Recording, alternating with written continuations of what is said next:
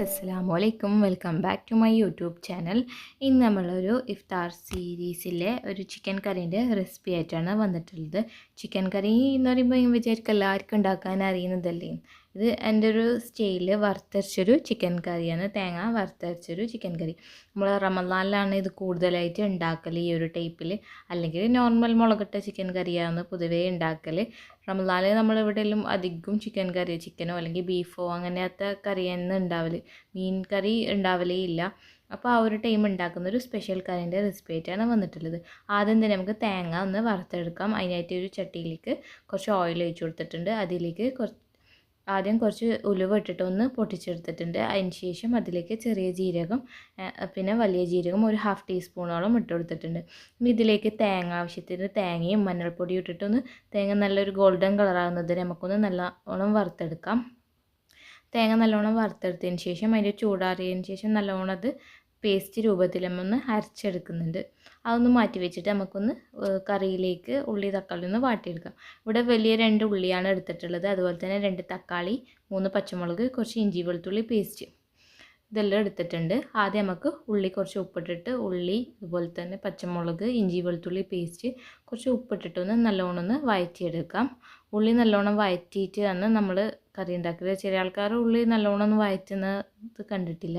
നമ്മളിവിടെ ഉള്ളി നല്ലോണം വഴറ്റും, എന്നാലേ കറിയിൽ നല്ല ടേസ്റ്റ് ഉണ്ടാവും. ഇല്ലെങ്കിൽ ഉള്ളി ഒരു പച്ച കടിക്കുന്ന പോലത്തെ ഒരു ഫീലാണ് ഉണ്ടാവല്.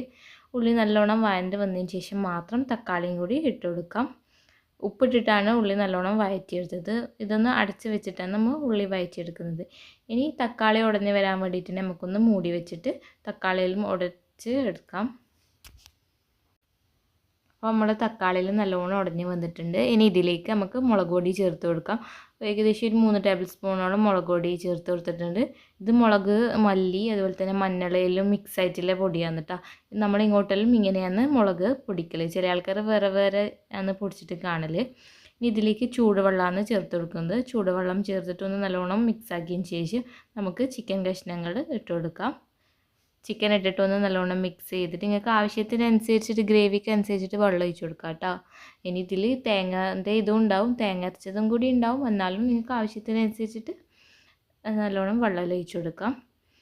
ഈ കറി എന്ന് വെച്ചാൽ നമ്മൾ ചൂടാറുന്നതിനനുസരിച്ച് നല്ലോണം കട്ടി, നമ്മൾ തേങ്ങ ചേർക്കുന്നത് കൊണ്ട് തന്നെ ചൂടാറുന്നതിനനുസരിച്ച് നല്ലോണം കട്ടിയായിട്ട് നല്ല ക്രീമി ആയിട്ടുള്ള കറിയാണ് ഉണ്ടാവല്.